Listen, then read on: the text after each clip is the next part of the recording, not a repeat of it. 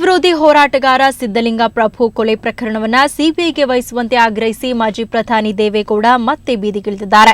ಸಿದ್ದಲಿಂಗ ಪ್ರಭು ಸಮಾಧಿ ಸ್ಥಳ ಸೋಮಾಪುರದಿಂದ ಮುಖ್ಯಮಂತ್ರಿ ನಿವಾಸ ಅನುಗ್ರಹದವರೆಗೆ ಪಾದಯಾತ್ರೆ ನಡೆಸಲಿದ್ದಾರೆ. ಸಿದ್ದಲಿಂಗ ಪ್ರಭು ಸಮಾಧಿ ಸ್ಥಳಕ್ಕೆ ಪೂಜೆ ಸಲ್ಲಿಸಿ ಪಾದಯಾತ್ರೆಯನ್ನು ಆರಂಭಿಸಿದ ದೇವೇಗೌಡರಿಗೆ ರೈತ ಮುಖಂಡರು ಹಾಗೂ ಸುತ್ತಮುತ್ತಲ ರೈತರು ಸಾಥ್ ನೀಡಿದ್ರು.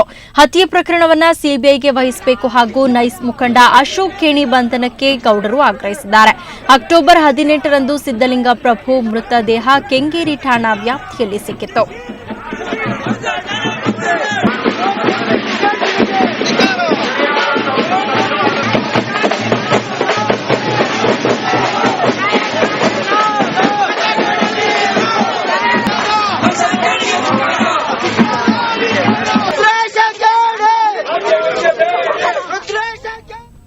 ಈ ಬಗ್ಗೆ ಮತ್ತಷ್ಟು ಮಾಹಿತಿ ಪಡೆಯೋಣ. ನಮ್ಮ ಪ್ರತಿನಿಧಿ ನಂದಿನಿ ಈಗ ನಮ್ಮ ಜೊತೆ ದೂರವಾಣಿ ಸಂಪರ್ಕದಲ್ಲಿದ್ದಾರೆ. ನಂದಿನಿ, ಇವತ್ತು ಗೌಡ್ರು ಯಾವೆಲ್ಲ ಪ್ರಮುಖ ಬೇಡಿಕೆಗಳನ್ನ ಇಟ್ಕೊಂಡು ಪ್ರತಿಭಟನೆಯನ್ನ ನಡೆಸ್ತಾ ಇದ್ದಾರೆ? ಅಲ್ಲದೆ ಅವರು ಸೋಮಾಪುರದಿಂದ ಮುಖ್ಯಮಂತ್ರಿಗಳ ಮನೆಯವರೆಗೂ ಒಂದು ಪಾದಯಾತ್ರೆಯನ್ನ ನಡೆಸಿದ್ದಾರೆ. ಸೊ ಪಾದಯಾತ್ರೆ ಈಗ ಎಲ್ಲಿ ಬರ್ತಾ ಇದೆ?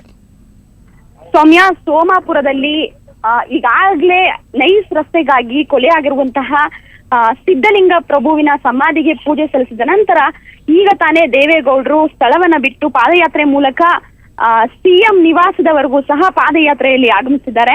ಪಾದಯಾತ್ರೆ ಸಹ ಆರಂಭವಾಗಿದೆ. ಅವರ ಮುಖ್ಯ ಬೇಡಿಕೆ ಸಿದ್ದಲಿಂಗ ಪ್ರಭುವಿನ ಕೊಲೆ ಪ್ರಕರಣವನ್ನ ಸಿಒಡಿ ತನಿಖೆಗೆ ವಹಿಸಬೇಕು ಒಂದು, ಮತ್ತೊಂದು ಅಶೋಕ್ ಖೇಣಿಯನ್ನ ಬಂಧಿಸಬೇಕು ಅನ್ನುವಂತಹ ಬೇಡಿಕೆಗಳನ್ನ ಮುಂದಿಟ್ಟಿದ್ದಾರೆ. ಈ ಬೇಡಿಕೆಗಳು ಸಾಕಷ್ಟು ಕಾರಣವನ್ನ ಸಹ ದೇವೇಗೌಡರು ನೀಡಿದ್ದಾರೆ.